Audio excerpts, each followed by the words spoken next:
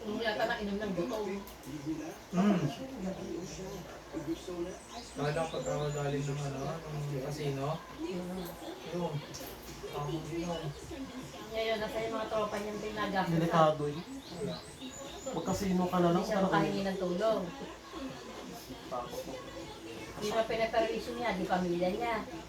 Hindi tinulungan ni Sherry tsaka ni May eh. Hindi, pinuntahan namin kanina umaga po eh. Ni May, binigyan ng pera. Parang binigyan po, tsaka yun ang putas. Kaya nakapasok na sila may ngayon, Sabado pa yun. Kaya wala pa rin nagbibigay. Alagaan na katawan. Isa lang ang katawan. Isa lang ang buhay ng tao. Hindi instant ang Saka ano yun, hindi mas priority ng tropa kaysa sa pamilya. Nagastusan niya talaga yung tropa niya. Alam mong ending yan, ang tropa mo pwede umalis yan. Pero family mo Kaya nga, lang. ewan ko, ba't hindi siya humingi ng tulungan sa mga tropa niya? Hindi siya matulungan niya. May mga pamilya din yun. May mga pamilya din yung tropa niya. Maliban lang sa... Buti ka mo, mabait siya, yan o. Siya nag-aalaga ngayon. Di ba, hiwalay na sila, kahit kaano sila. Kahit hindi kasawa na iba si Olyok, no? Higit pa lang boyfriend si Yayan. May tao kasi stick to one.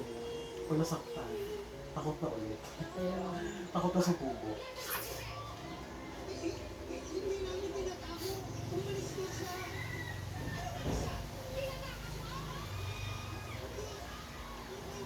Nag-ano kasi, nag-ano ako nito sa tutorial. Yung before and after. Na-edit ko na yun. Reels? Oo. Kahit sa YouTube. Alam ba ninyo, si Giselle ang dahilan kung bakit nangyayari ang lahat ng ito? Grabe naman yun. Dahil lang siya. Siya, si Tina. Arte-arte.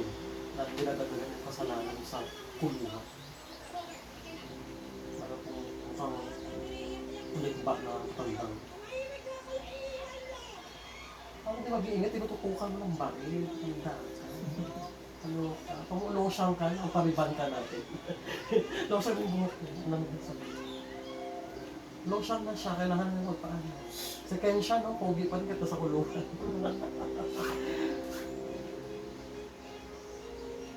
Pinagpapawisan. Kaya nga eh. Maniwala ko walang aircon yan. Nagkulungan artificial lang yun. Kinabit-kabit lang nila pang shooting. Maniwala ka sumama sa kulungan. Ito naman parang kwago. Laki ng mukha.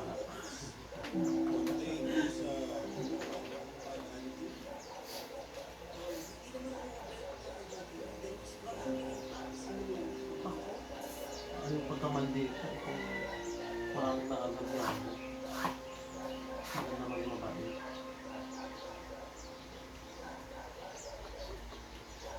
Ang dami yung lalaki dyan, hindi mo pala. Kaya nga, agawin mo lang yan. Ako na magtitigil dyan. Agawin ko talaga yan. Ulong kasi nakakausan yan. Makatakas lang ako dyan.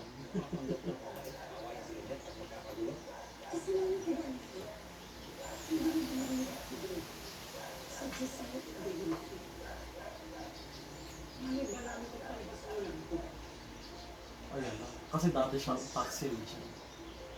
Hindi ko siya papanigan dahil sa pinagagawa ng Giselle para pagulakan ko dito. Sinutan mo ko sa kotse sa Florida. Kaaway din pala sa Giselle. Diba sisisiyan si Giselle? Kung siya ang nagbabayad sa kanya. Yung kung pagkakulang ni Giselle, tindahan sila kung hanggang dito ka. Diyan naman si Giselle. Yung kanya mo, hindi mo sinasalit. Sabihan mo sa isang bagay na gilawin mo. Yun yung ipatuloy mo. Ano kanina ka pa eh? Umpisa ka na naman eh. Nag-umpisa ka na naman. Walang tama't panalo sa mga nang-hostage eh. Basta pag bawal mainom ka mag-iingat. Makapikon mo ganyan. Isang bala lang naman ang itatapang. Agawin lang yung bala. Mabubunot pa lang yung bala.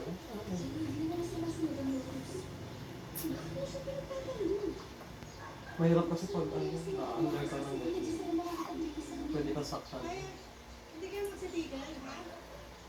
Ulit niyo ah. May hari-harian ng isa pang kriminal. Mahina sa ina ko.